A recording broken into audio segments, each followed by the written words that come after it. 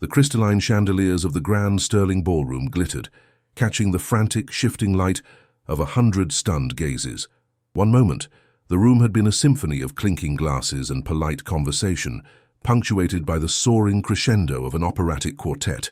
The next, a gasp, sharp and collective, had cleaved through the air, freezing every note, every chuckle, every practiced smile into a tableau of horrified disbelief. He lay there, sprawled on the pristine cream and gold carpet, a crumpled heap of bespoke navy suit. George Albright, the legendary founder of Albright Industries, a man whose name was etched onto skyscrapers and whose reputation resonated through global finance, looked impossibly frail. His silver hair, usually meticulously combed, was now disheveled, a wild halo against the opulent floor. His face, etched with lines of wisdom and power, was contorted in a mask of pain and disorientation. A whisper, raw and guttural, escaped his lips, lost to the sudden, cavernous silence of the room. Kneeling beside him, her hands steady, her eyes wide with a mixture of practiced calm and raw empathy, was Isabella Rodriguez. Her crisp white chef's jacket, usually a uniform of anonymity in the hotel's bustling kitchens, now stood out starkly against the dark, formal wear of the other staff. One hand cradled the back of his neck, preventing his head from hitting the hard floor. The other gripped his arm, a silent anchor in his unexpected collapse. Her dark ponytail, usually tucked neatly, had come slightly undone, a few stray strands framing a face that, even under pressure, radiated a quiet, unwavering strength. She wasn't just observing, she was acting, a silent testament to a kindness that often went unseen and frequently unrewarded. Towering over them, his own impeccably tailored charcoal suit pulled taut across his broad shoulders, was Arthur Albright, George's son, the current CEO. His eyes, usually sharp and calculating, were now wide with a profound, terrifying recognition, a dawning horror that twisted his perfectly composed features. His mouth was slightly agape, a silent father forming on his lips, a word choked by a sudden, devastating wave of comprehension that threatened to capsize his carefully constructed world. Around them, a chorus of hushed exclamations rose and fell. Junior waiters in stiff tuxedos, their mouths still open from a truncated operatic note, stared in utter disbelief. Culinary assistants, who had been setting up a late-night dessert buffet, dropped trays with a muffled clang, their faces mirroring a mixture of awe and profound, sickening dread. Cassandra Davies, the head waitress, whose perfectly coiffed hair was usually impervious to chaos, stood frozen, a tray of empty champagne flutes teetering precariously in her trembling hand. Her face, usually a canvas of smug superiority, was now chalk white, her jaw slack, her eyes darting between the venerable old man on the floor and the unassuming chef's uniform of Isabella. The silent question in her eyes, and in the eyes of many others, was unmistakable. Him and her. Here, now. In that single, agonizing tableau, every unspoken judgment, every whispered insult, every quiet act of kindness was suddenly, brutally illuminated. If you've ever witnessed a moment where true character was laid bare, or felt the weight of an unseen truth, hit that like button and share your thoughts in the comments. We want to know what this image truly stirs within you. But the truth, as it often does, began far from the dazzling stage of public revelation, in the quiet, unseen corners where life truly unfolds. To understand the seismic shift that was about to shake the very foundations of the Grand Sterling Hotel, we must journey back to the days leading up to this explosive moment and to the quiet, unassuming soul at its heart. Isabella Rodriguez, or Izzy, as her co-workers at the Grand Sterling Hotel in Midtown New York City grudgingly called her, moved through the opulent corridors with the practiced invisibility of someone who cleaned what others overlooked. At 23 years old, Izzy was a culinary assistant, a title that vaguely encompassed a myriad of tasks in the sprawling kitchen and banquet operations. One moment she might be meticulously plating miniature desserts for a high society gala.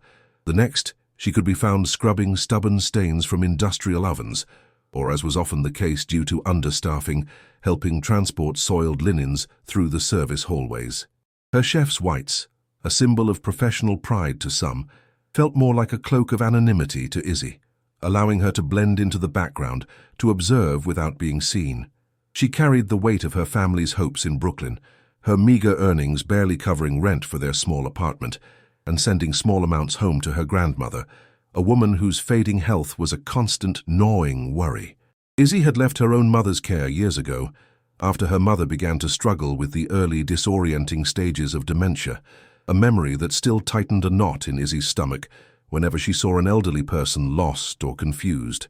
That quiet, internal knowledge, the echo of her mother's vulnerability, was a compass that always pointed her towards compassion, even when it meant veering off her designated path. Her acts of kindness, however, were often mistaken for weakness, especially by Cassandra Davies. Cassandra, in her late 30s, was the head waitress, a woman whose perfectly coiffed blonde bob and sharp tongue were as polished and unyielding as the antique silverware she so meticulously oversaw. Cassandra viewed Izzy's quiet efficiency, her preference for action over chatter, as a distinct lack of ambition. To Cassandra, Izzy was a bottom-rung drone, useful for labor but devoid of any real spark or potential. She delighted in subtle digs, in public corrections delivered with a saccharine smile, in cutting remarks left just loud enough for Izzy to overhear.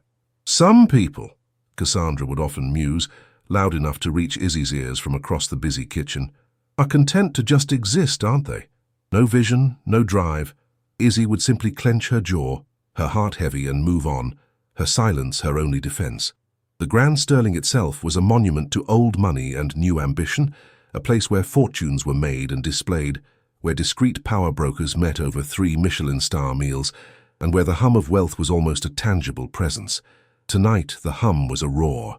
A high-profile gala was underway in the Grand Ballroom, celebrating the impending expansion of Albright Industries' luxury hotel division.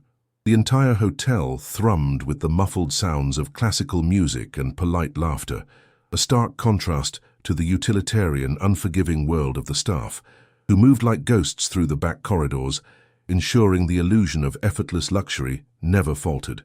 It was one of those chilly autumn evenings, the kind New York City serves up with a bite in the air, when the city outside seemed to shrink in on itself.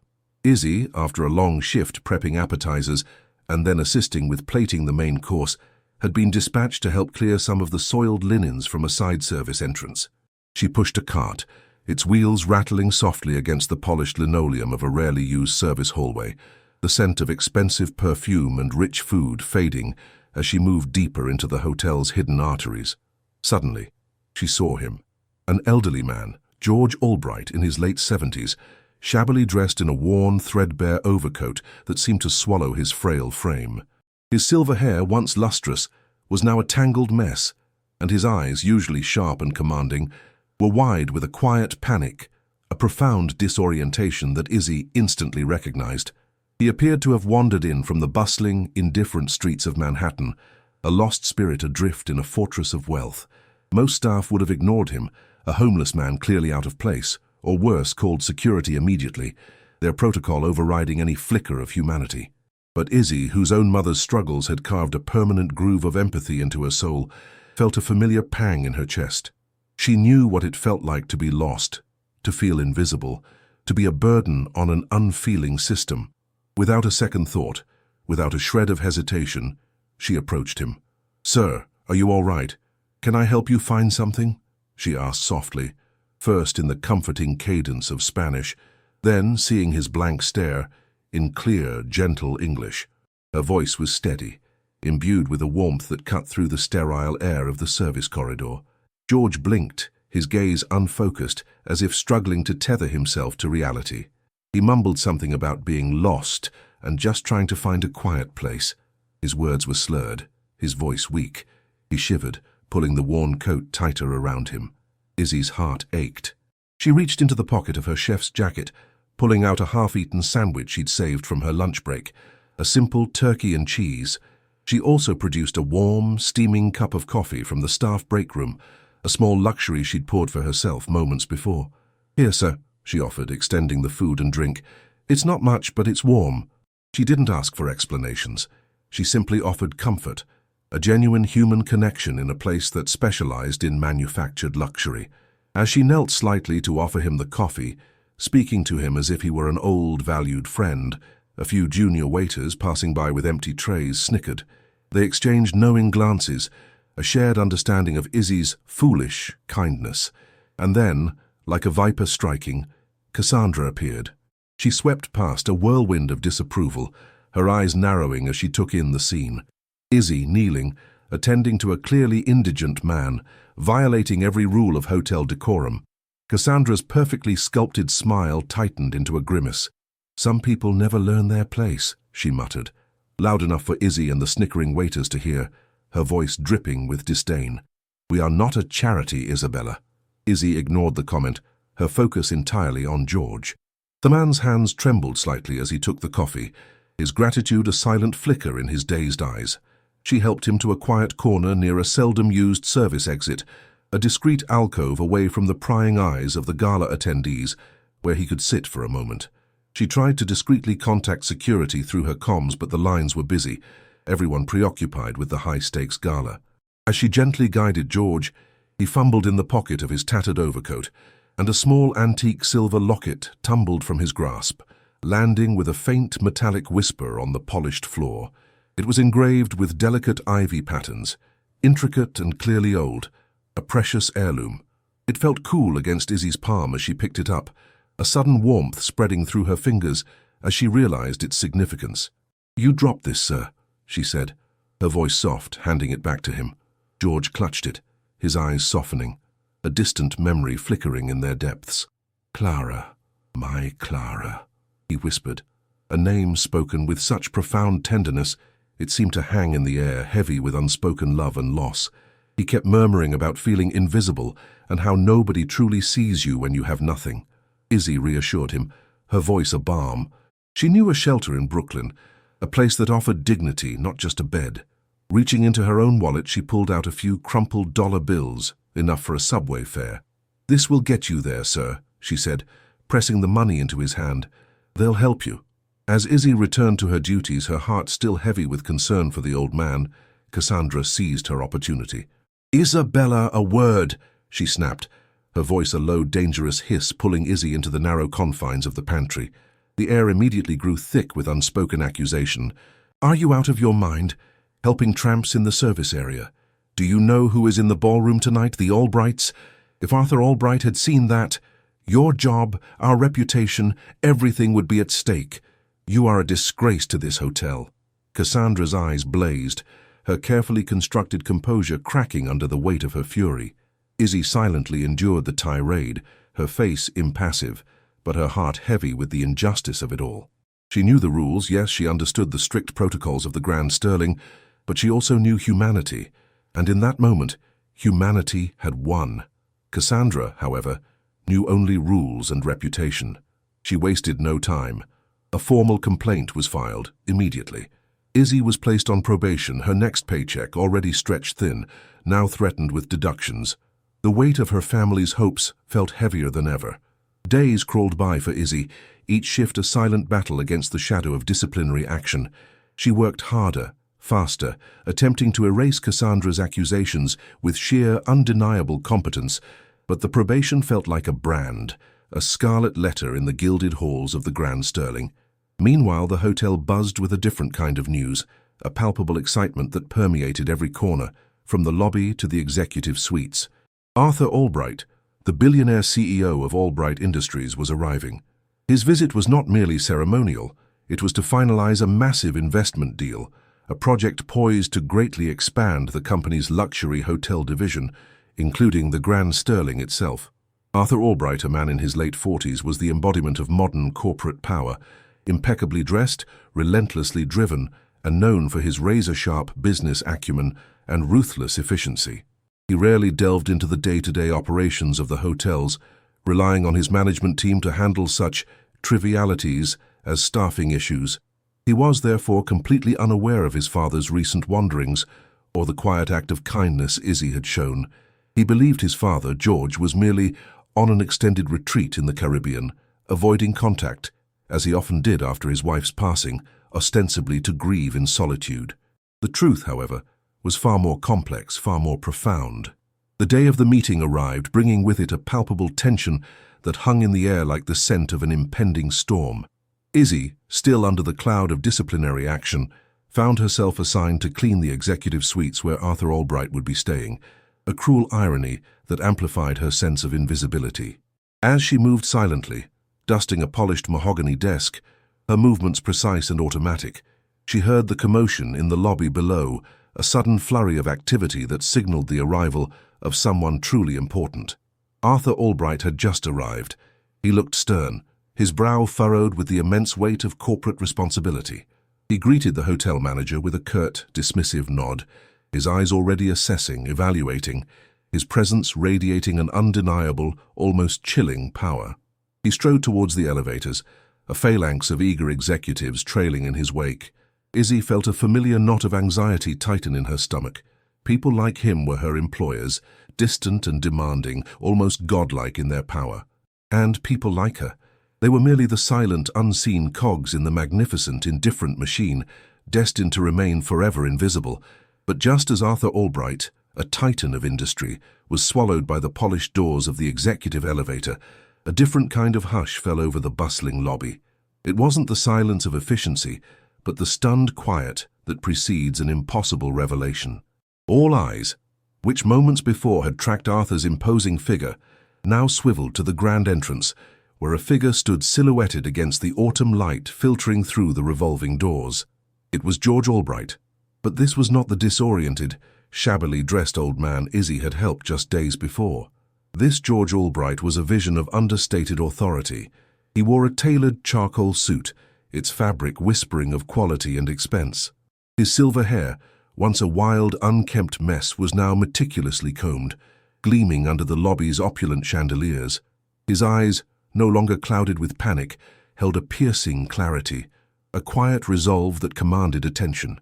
A small entourage of well-dressed individuals, looking like high-level aides or legal counsel, stood respectfully behind him, their deferential postures announcing his unmistakable importance. The man who had been perceived as a vagrant was now revealed to be a patriarch returning to his rightful domain. A collective intake of breath rippled through the lobby. The hotel manager, who had just bid Arthur farewell, turned, his smile faltering, then collapsing into a mask of abject bewilderment. He knew George Albright by reputation, by the grand portraits adorning the hotel's exclusive dining rooms, by the very name emblazoned on the property. But this appearance, unscheduled, unannounced, and so starkly different from what Arthur had communicated, was unprecedented. It was a glitch in the meticulously orchestrated world of luxury hospitality. From her vantage point in the executive suite, Izzy, still tidying, had heard the renewed stir, a different kind of energy crackling through the air. A ripple of nervous whispers reached her, carrying fragments of names. Albright. The Albright. Her heart gave a curious lurch. She peeked out, just as George began to walk slowly, deliberately towards the gleaming reception desk. Each step he took seemed to echo with a silent declaration, transforming the opulent space into a stage for an unfolding drama. The entire hotel, it seemed, was holding its breath. George reached the reception desk, his gaze sweeping over the polished marble, the gleaming brass, and the faces of the flustered staff. His voice, clear and resonant, filled the expansive lobby, cutting through the lingering tension like a finely honed blade. "I'm looking for a young woman who works here," he announced, his words carrying an unexpected weight, an undeniable demand for attention. A maid with kind eyes. The hotel manager, a man usually unflappable, stammered a response, his carefully constructed composure crumbling. "Sir, Mr. Albright, we have many excellent staff members. Could you perhaps provide a name or a department?" He was clearly trying to regain control, to fit this sudden, chaotic arrival into some semblance of protocol. Before he could offer names, or even finish his fumbling sentence, the executive elevator chimed. Arthur Albright emerged, phone still in hand, looking impatient, annoyed by the delay in the lobby. He glanced up, ready to dispatch a sharp word to his manager, but his words died in his throat. His eyes locked onto the figure by the reception desk. He froze. "Father?" Arthur exclaimed, his voice a strained whisper, his face a mixture of profound shock and utter disbelief. The phone, an expensive device of cutting-edge technology, slipped from his numb fingers, clattering softly onto the carpet, its sound almost swallowed by the sudden, profound silence that had fallen over the entire lobby. "What are you doing here? I thought you were in St. Bart's." The question was not just one of location, but of fundamental reality. George turned to his son, a flicker of sadness, profound and knowing in his clear eyes. "I've been many places, Arthur, and I've seen many things. Things that tell me a great deal about the company we built and the values we claim to uphold." His voice was calm, steady, yet imbued with an authority that Arthur, despite his own immense power, instinctively recognized and respected. This was not the disoriented, grieving father he had vaguely communicated with for months. This was the founder, the visionary, the judge. Then George began to recount his recent experience. His voice, though calm, held an edge of steel. "A few nights ago, I was lost, disoriented. I looked like a tramp. Security was too busy with your gala to notice. Most staff ignored me, or worse, treated me with disdain, as if I were a nuisance to be swept away with the dust." He paused, his gaze sweeping across the faces of the stunned employees, many of whom now recognized him from old photos adorning the hotel's historical gallery. The junior waiters who had snickered at Izzy, the security guards who had been too busy, the countless others who had averted their gazes, their faces now drained of color, etched with a dawning, sickening comprehension. "But one person saw me," George continued, his voice softening, a warmth creeping in that had been absent moments before. "She saw not a tramp, but a human being in need. She gave me warmth, food, and ensured I was safe, without asking for anything in return." He reached into his pocket and, with deliberate slowness, pulled out the antique silver locket Izzy had returned to him. The delicate ivy patterns glinted under the chandeliers. "She even returned this, a keepsake of your mother, Clara. She did it without a thought for reward, without seeking recognition. She treated me with more respect than many in this room ever have." His gaze, for a fleeting moment, lingered on Arthur, then swept back over the trembling faces of the staff. Just at that damning moment, Cassandra Davies, the head waitress, made her grand entrance into the lobby, her face a mask of smug satisfaction, her coiffed hair perfectly in place. She had just finished overseeing a demanding team meeting, where she had no doubt reinforced the standards of the Grand Sterling. She was about to deliver a triumphant report to the hotel manager when George Albright's words, echoing through the now absolutely silent lobby, struck her like a physical blow.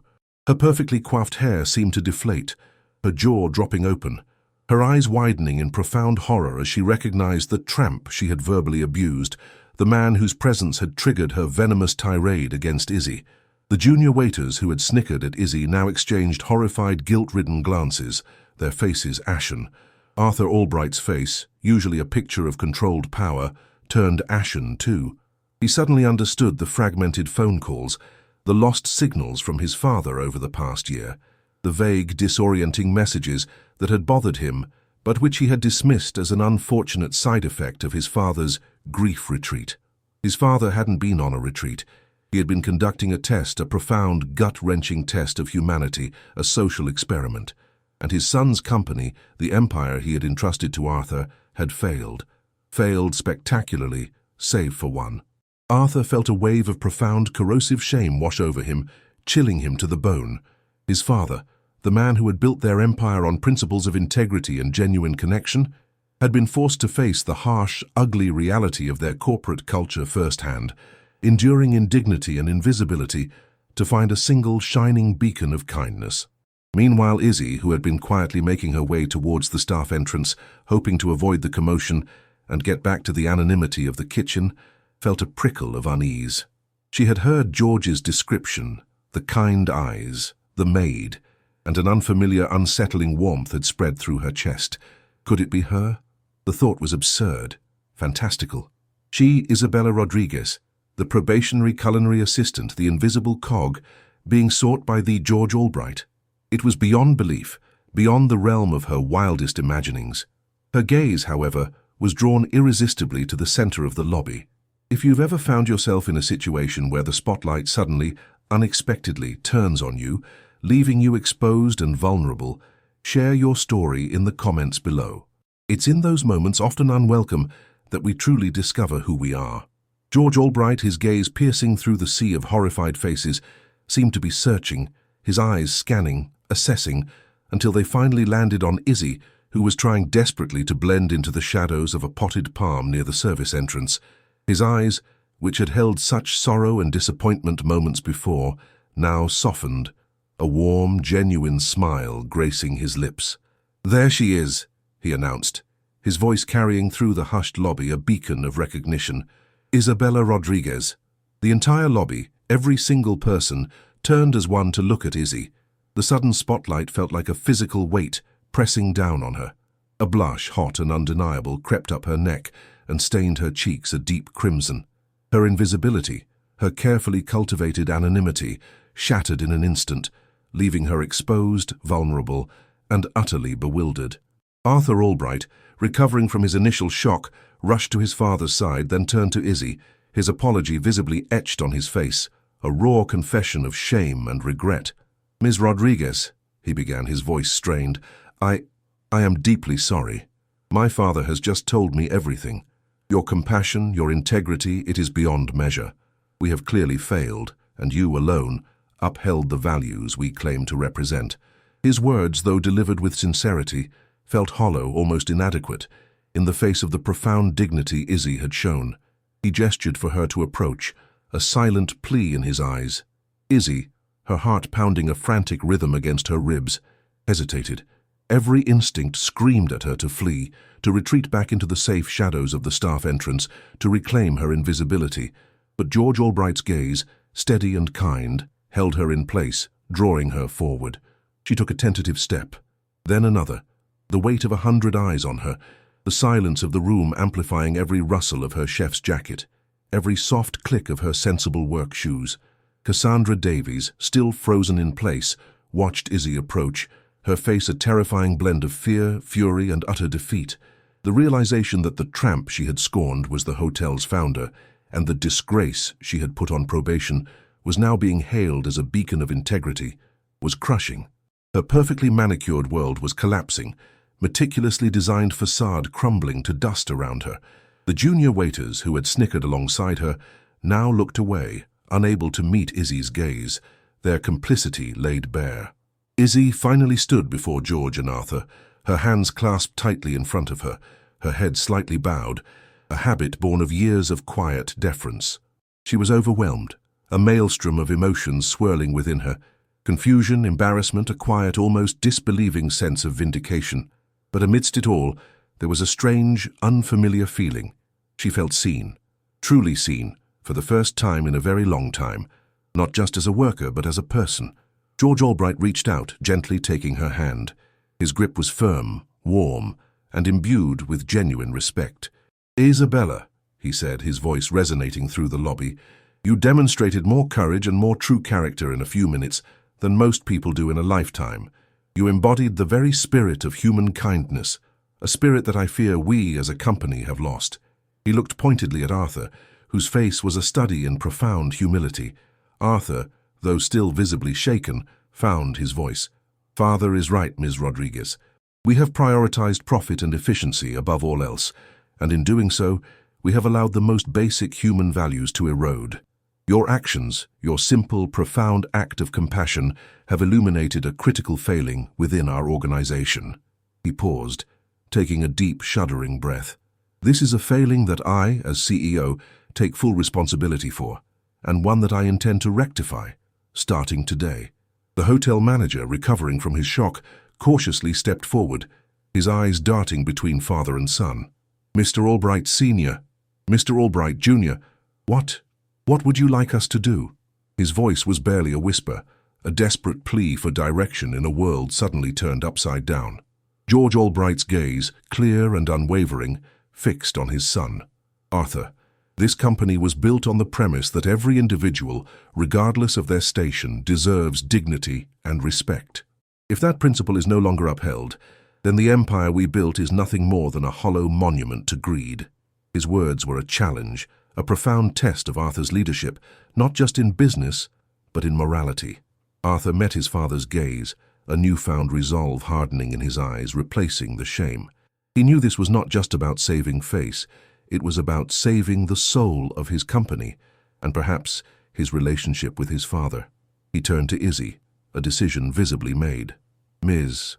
Rodriguez, I believe it is imperative that we formalize your extraordinary compassion. Your act of kindness, which was mocked and dismissed by others, must not only be recognized but celebrated, and indeed become a foundational principle of this hotel and all Albright properties. A murmur went through the staff, a mixture of trepidation and curiosity. What could this mean for Izzy? For them? Cassandra, still rooted to her spot, could only watch, her face a mask of escalating dread, as the very woman she had condemned was now being elevated, not just in status, but in moral authority. The silent judgment of the entire lobby hung heavy in the air, a palpable force. It was a moment of true reversal, where the ignored was acknowledged, the invisible made visible, and the power dynamic irrevocably shifted. The Grand Sterling Hotel, a bastion of old-world luxury and rigid hierarchy, was about to experience a profound, unexpected revolution. The consequences of Izzy's quiet kindness, once ridiculed, were now poised to reshape an entire empire, proving that sometimes the smallest acts of humanity can trigger the largest, most impactful changes.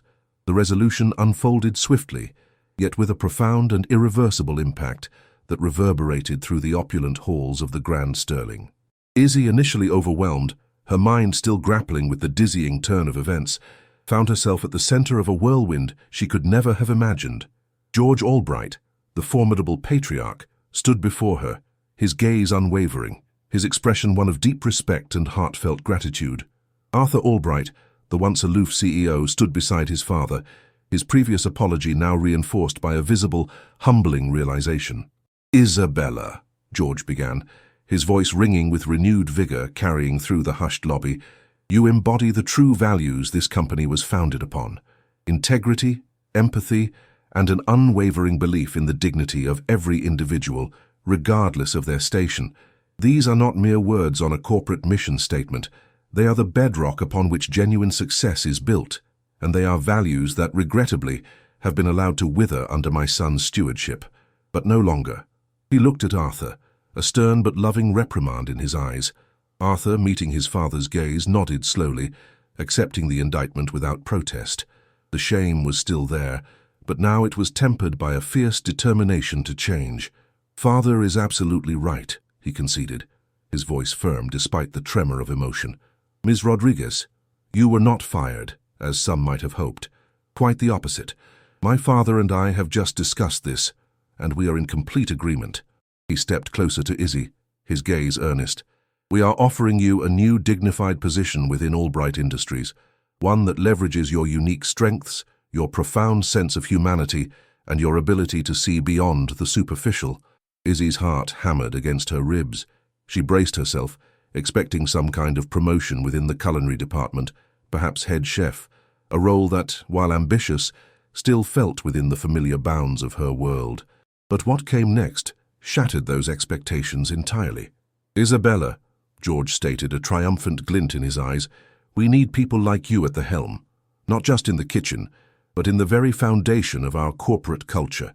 I am establishing a new division within Albright Industries, effective immediately, the Department of Community Relations and Employee Well-Being. Its purpose will be to ensure that our investments in hospitality foster genuine human connection and respect for all employees, regardless of their position, and to extend that ethos into the communities our properties serve. I want you to lead it, as its head." The words hung in the air, electric, impossible, yet undeniably real. Head of Community Relations and Employee Well-Being. The title alone was a complete departure from anything Izzy had ever envisioned for herself. From culinary assistant, scrubbing pans and pushing linen carts, to a leadership role with a mandate to redefine the human aspect of a multi-billion-dollar empire. It was a leap of faith, a recognition of an inherent quality that had been overlooked, mocked, and dismissed. A ripple of shock, far greater than when George first appeared, spread through the lobby. Staff members whispered, their eyes wide. Cassandra Davies, who had been listening with growing horror, swayed slightly, as if struck. Her perfectly coiffed hair now seemed to mock her, a symbol of a superficiality that had just been utterly dismantled. The very person she had dismissed as insignificant, the disgrace she had put on probation, was now her superior, holding a position of immense power and influence. The irony was a bitter, unbearable taste in her mouth. The consequences for Cassandra were swift and unsparing. George Albright, his expression grim, turned to the hotel manager. "Mr. Harrison," he said, his voice cold, "I believe we have clear evidence of a toxic environment fostered by certain members of your leadership team. Ms. Davies, your actions regarding Isabella Rodriguez, your blatant disrespect for a human being in distress, and your subsequent professional retaliation are utterly unacceptable and contrary to everything Albright Industries stands for." Cassandra's face went chalk white. She tried to stammer a protest, a defense, but no words came. Arthur Albright, stepping forward, delivered the final crushing blow. "Effective immediately, Cassandra Davies, you are relieved of your duties as head waitress here at the Grand Sterling. You will be demoted and transferred to our smallest, most remote satellite location, a small motor lodge in rural Nebraska. Your authority will be minimal, and your role will involve direct customer service, with intensive retraining on empathy and respect. Any further lapse in conduct will result in immediate termination." Cassandra, stripped of her authority and pride, her perfectly coiffed hair now seeming utterly ridiculous, stared, utterly devastated. The air left her lungs in a silent whoosh. The public humiliation was absolute, a stark consequence of her actions, a brutal mirroring of the disdain she had so readily dished out. The junior waiters who had snickered alongside her now looked away, their complicity laid bare, a silent warning to them all. The Grand Sterling Hotel, and indeed all Albright-owned properties, underwent a significant and lasting cultural shift in the weeks and months that followed. George Albright, no longer content to merely oversee from afar, personally championed the changes, using Izzy as his primary example and an undeniable proof of concept. New policies were implemented across the board, explicitly prioritizing employee respect, empathy, and recognizing the inherent dignity of every individual, from the CEO to the newest hire. The antiquated, rigid hierarchies were not entirely dismantled overnight, but they were certainly softened, humanized. Training programs, once focused solely on efficiency and luxury service, were now revamped to emphasize human-centered service. This meant not just anticipating a guest's every material need, but also fostering a genuine connection, a sense of belonging, and extending that same courtesy and respect to every single colleague. Izzy, now in a position of significant influence, embraced her new role with a quiet, fierce determination. She used her platform not for revenge, but for transformation. She mentored other overlooked staff members, creating clear pathways for upward mobility, establishing programs for skill development, and fostering a culture where kindness was valued as much as competence, if not more so. Her family in Brooklyn, once a source of her quiet struggle and anxiety, now thrived in stability. With a higher salary and genuine career prospects, Izzy was able to provide for her grandmother's increasing medical needs, ensuring she received the best care and secure a more comfortable home for them. The financial burden that had once weighed so heavily on her shoulders was lifted, replaced by a sense of purpose and the profound satisfaction of knowing her actions had made a tangible difference, not just for her own family, but for countless others. Arthur Albright, deeply humbled by his father's bold intervention and Izzy's unwavering integrity, embarked on the arduous yet ultimately rewarding process of mending his relationship with George. He began to truly listen, to understand the true meaning of legacy beyond monetary success, beyond the cold calculus of profit margins. He saw his father not just as a business titan, but as a man of profound moral conviction, a visionary whose principles he had almost allowed to be forgotten. Their nightly phone calls, once brief and perfunctory, now stretched into hours, filled with genuine conversation about values, leadership, and the human element of their sprawling empire. The Grand Sterling, once a gleaming symbol of elitism and understated luxury, began to earn a new reputation. It was still luxurious, impeccably run, but it was now also known for its genuine warmth, its inclusive environment, and a noticeable, almost palpable shift in the demeanor of its staff. Guests remarked on the smiles that reached their eyes, the sincere helpfulness, the sense of a truly caring environment.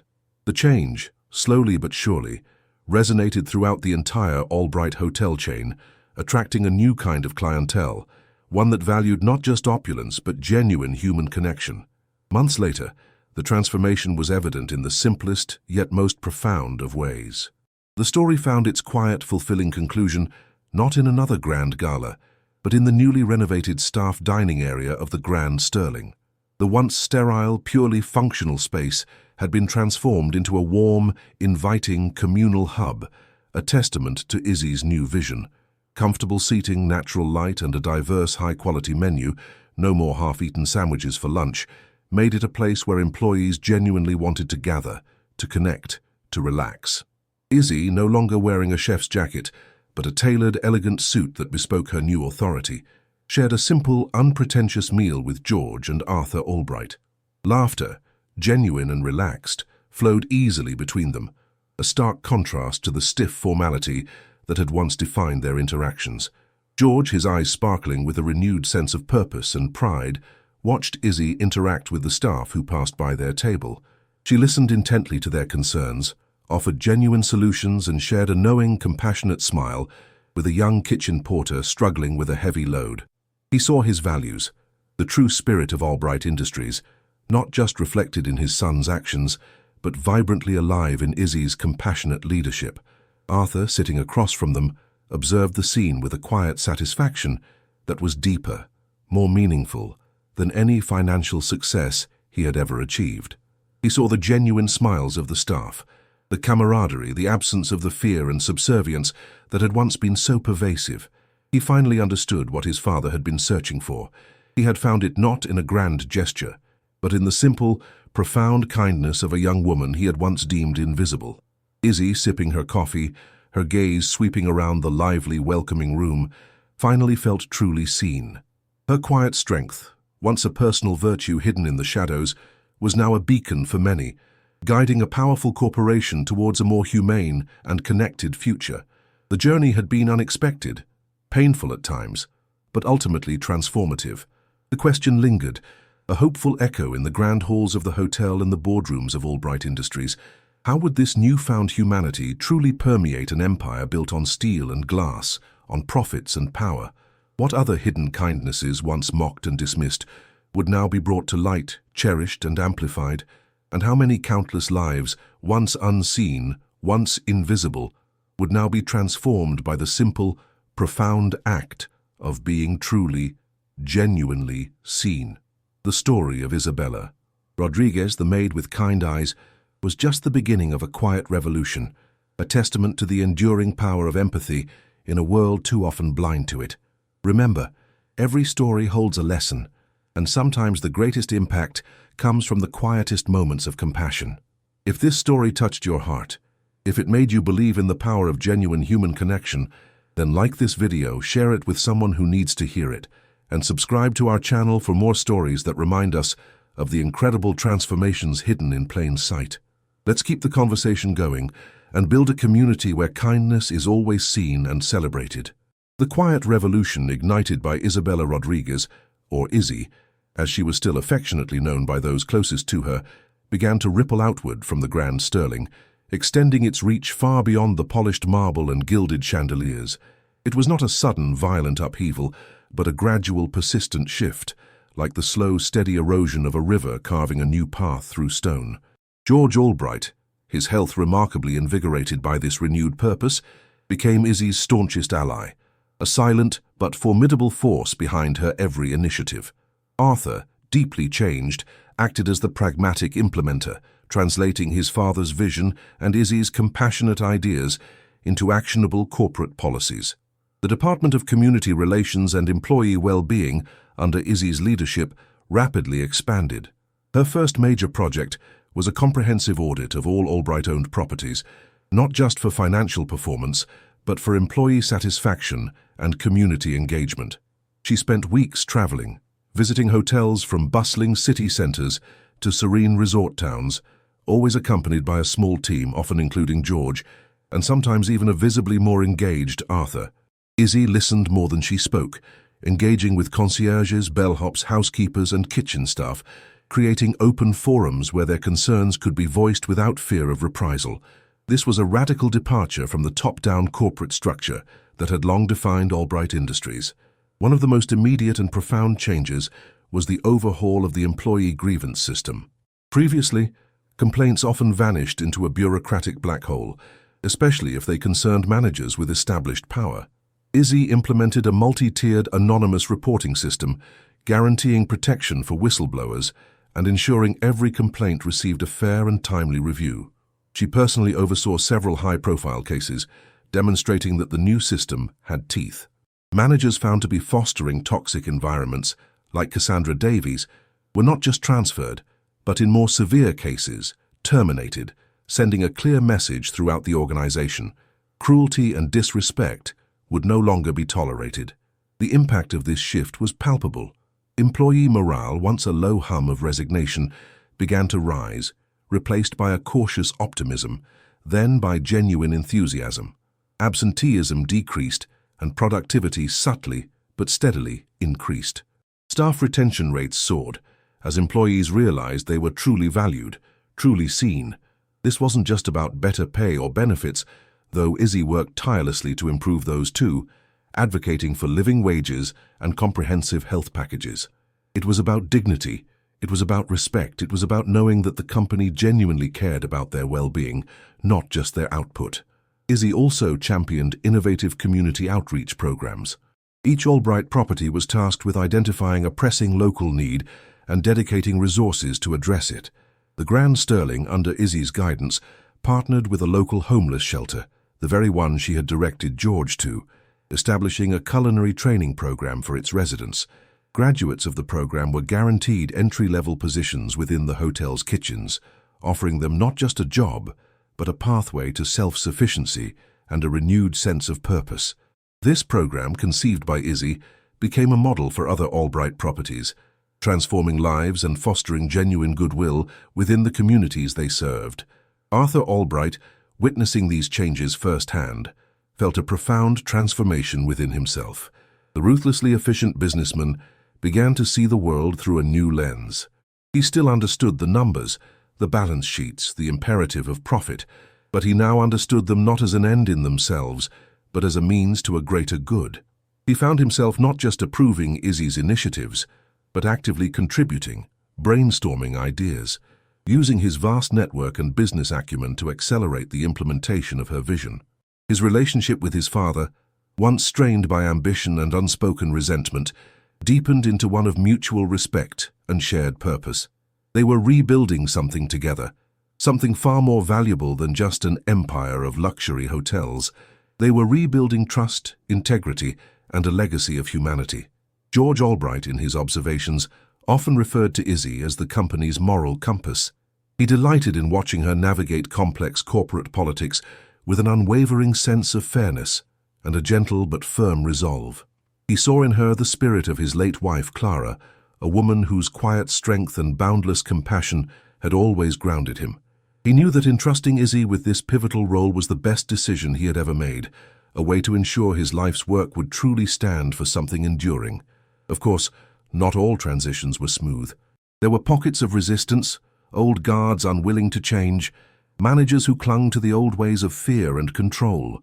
Izzy faced skepticism, subtle sabotage, and the lingering shadow of her past role, but her quiet resilience, combined with the explicit backing of both Albrights, proved insurmountable. She didn't seek confrontation, but she didn't shy away from it either. She approached every challenge with the same calm empathy she had shown George on that fateful autumn evening, always seeking understanding, but never compromising on the core values. One particular instance stood out. A senior manager at a resort in Arizona, a man named Robert Sterling, no relation to the Grand Sterling but ironically similar in his rigidity, vehemently resisted the new employee well-being initiatives. He viewed them as coddling and inefficient, openly mocking the idea of kindness metrics. During one of Izzy's visits, he staged a small protest, encouraging some disgruntled long-term staff to air exaggerated grievances, hoping to discredit her. Izzy listened patiently, letting each person speak, her gaze steady and empathetic.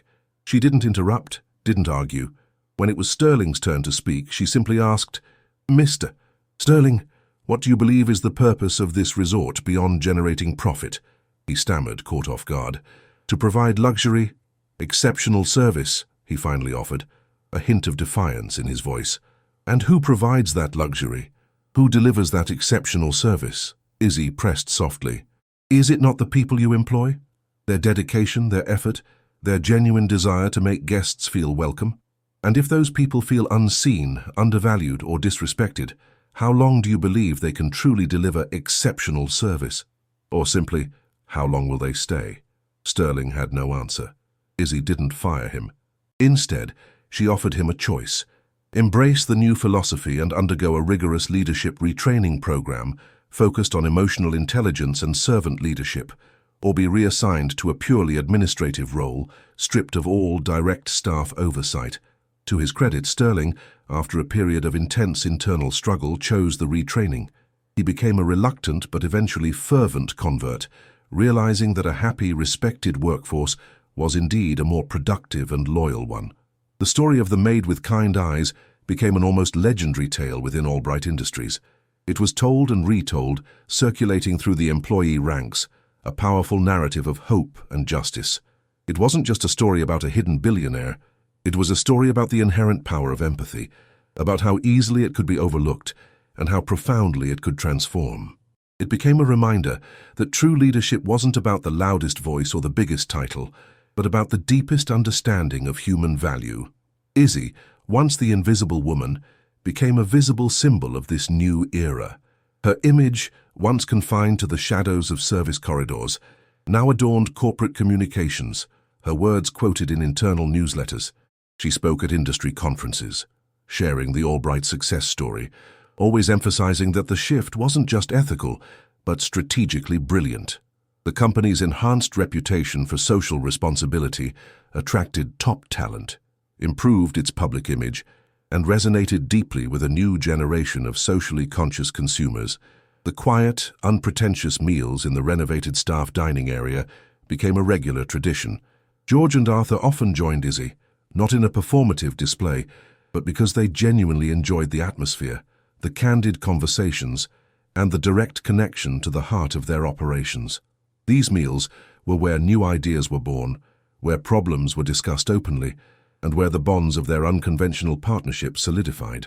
During one such meal, months after the initial revelation, George, his eyes sparkling with a familiar wit, leaned over to Izzy. "You know, Isabella," he mused, "Arthur used to think leadership was about knowing all the answers. I think you've taught him it's more about asking the right questions and about truly seeing the people who make it all possible." Izzy smiled, a genuine, radiant smile that transformed her face. "I think," she replied, her voice soft but confident, "he was always capable of seeing. He just needed a reminder of where to look." Arthur, who had been listening intently, nodded, a rare, unguarded smile gracing his lips. "And I'm still learning," he admitted, "every single day. But it's the most rewarding education I've ever received."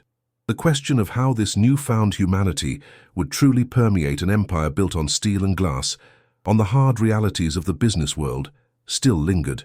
It was a monumental challenge, an ongoing journey. But now it was a journey undertaken with purpose, with conviction, and with a moral compass that pointed true north. The initial shock of George's dramatic reappearance had long faded, replaced by a quiet respect and a deep understanding of his intentions.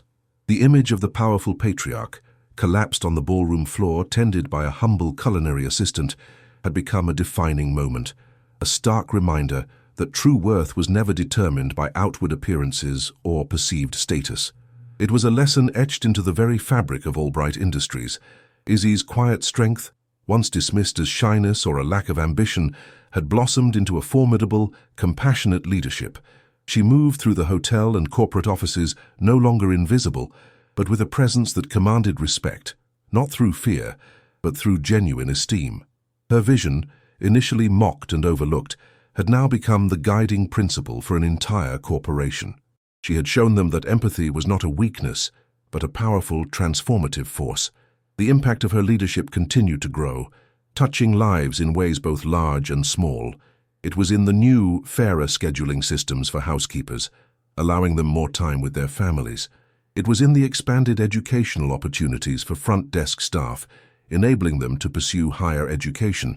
It was in the dignified support offered to an elderly bellhop facing a health crisis.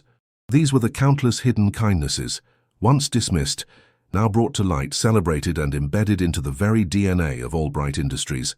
The Grand Sterling, a place that once embodied the impersonal grandeur of wealth, now resonated with a different kind of richness, the richness of human connection, of mutual respect, and of a shared understanding that true luxury extended beyond plush carpets and crystal chandeliers, encompassing the well-being and dignity of every soul within its walls. The story of Isabella Rodriguez, the maid who helped a poor old man without knowing he was the founder, served as a perpetual beacon, a reminder that the greatest acts of heroism often come from the most unexpected places, and that a single act of kindness, when truly seen, can change the world. The transformation within Albright Industries was not merely cosmetic, it was a profound shift that permeated every layer of the vast organization, orchestrated with the quiet determination of Isabella Rodriguez and the unwavering support of George and Arthur Albright. The Grand Sterling, once a microcosm of the company's past rigidities, became a living testament to its new ethos, a vibrant laboratory for human-centered hospitality. Izzy's journey from invisible culinary assistant to head of community relations and employee well-being was in many ways a symbolic journey for the entire company. She understood that systemic change required more than just new policies. It demanded a fundamental shift in perception, a reimagining of what it meant to lead and to serve. Her office, once a sterile, impersonal executive suite, became a hub of activity, frequently visited by employees from all departments, not just for formal meetings, but for advice, support, and a listening ear. She implemented an open-door policy that was truly open, unlike the token gestures of previous administrations. One of Izzy's most impactful initiatives was the creation of the Dignity Fund. This was an emergency relief fund, independently administered, designed to provide immediate financial assistance to employees facing unexpected crises, a medical emergency, a sudden death in the family, or a temporary housing issue. The fund was seeded by a substantial donation from George Albright himself, matched by a generous allocation from Arthur Albright, and further supported by voluntary contributions from upper management. It was a tangible demonstration that the company truly cared about its employees' lives beyond their work hours, providing a safety net that instilled a profound sense of security and loyalty. The fund averted countless personal catastrophes, preventing employees from falling into the same kind of desperate circumstances George had simulated. Beyond the Grand Sterling, the Dignity First philosophy, as it came to be known, spread across the entire Albright hotel portfolio. Each property was encouraged to form a human connection committee, comprised of employees from all levels, tasked with identifying local community needs and developing tailored outreach programs. These committees, empowered by Izzy and financially backed by corporate, became vibrant centers of positive change. A resort in Florida, for instance, established a marine conservation program involving staff and guests in protecting local ecosystems. A city hotel in Chicago launched an art therapy program for underprivileged youth, using its banquet halls for workshops during off-peak hours. These initiatives not only enriched the communities, but also imbued employees with a deeper sense of purpose and pride in their work. Arthur Albright, once focused almost exclusively on market share and quarterly reports, found himself increasingly engaged in these humanitarian endeavors. He discovered a new, profound satisfaction in seeing the positive impact of their business, a satisfaction far exceeding the thrill of closing a major deal. He still managed the colossal finances of Albright Industries with his characteristic acumen, but his decisions were now filtered through a moral lens, always asking, how does this impact our people? How does this serve our community? This shift was not lost on the business world. Albright Industries, once respected purely for its financial might, began to gain recognition for its ethical leadership, earning accolades for corporate social responsibility and attracting socially conscious investors. The relationship between Arthur and his father blossomed into a partnership built on mutual respect and a shared legacy. George, in his quiet wisdom, continued to offer guidance, often reminiscing about the early days of Albright Industries, when he believed a handshake and a man's word were worth more than any contract. He saw in Izzy not just a protégé, but an inheritor of his foundational values, someone who could carry the torch into a new, more complex era. Izzy, for her part, thrived in her new role. She learned the intricacies of corporate governance, public relations, and large-scale project management with remarkable speed. She brought her innate empathy to every decision, ensuring that policies were not just fair, but genuinely supportive. Her quiet demeanor, once perceived as diffidence, became her greatest strength. It allowed her to listen intently, to understand deeply, and to speak with an authority born of genuine insight rather than mere position. She never forgot where she came from, often visiting the kitchens and service areas, sharing coffee with the staff and offering a kind word, always remembering the feeling of invisibility. The memory of Cassandra Davies, the head waitress who had once epitomized the hotel's toxic culture, slowly faded, replaced by the inspiring presence of Izzy. Cassandra's demotion and transfer served as a stark, unspoken warning, a permanent reminder that the old ways were no longer tolerated. The junior waiters who had once snickered at Izzy now approached her with respect, often seeking her advice or simply sharing their stories, eager to be part of the new, inclusive environment. The final act of this corporate metamorphosis was unveiled during the annual Albright Industries shareholder meeting, held fittingly in the Grand Ballroom of the Grand Sterling. This was traditionally a dry, numbers-focused affair, attended by stoic investors and sharp-suited executives. But this year was different. Arthur Albright, usually concise and focused solely on financial performance, began his address by speaking not of profits, but of people. He recounted, with raw honesty and profound humility, the story of his father's test, of George's collapse in the service hallway, and of Isabella Rodriguez's quiet act of kindness. He spoke of his own blind spots, his own failure to uphold the company's foundational values, and the immense shame he had felt. He introduced Izzy to the assembled shareholders, not as an employee but as the moral architect of their future. Izzy, dressed elegantly but simply, stood before the powerful assembly, her composure serene. She spoke not in corporate jargon, but from the heart, articulating her vision for dignity first. She presented compelling data, how employee well-being directly translated into increased customer satisfaction, reduced turnover, and ultimately enhanced profitability. She showed how community engagement built brand loyalty and created a positive feedback loop that benefited everyone. She spoke of the culinary training program for the homeless, of the Dignity Fund, of the transformed work culture, weaving together a narrative of humanity and business acumen. The shareholders, initially skeptical, were captivated. Some wiped away tears as Arthur described his father's vulnerability and Izzy's compassion. Many had known George Albright for decades, had revered him, and seeing him now standing proudly beside Izzy and his son, a testament to his values, was deeply moving. The presentation culminated in a standing ovation, not just for the impressive financial results, but for the profound ethical transformation of the company. It was a victory not just for Izzy, but for the very idea that business could be a force for good. The Grand Sterling itself, no longer just a luxury hotel, became a symbol of a new kind of success, one where human connection and dignity were as celebrated as opulence.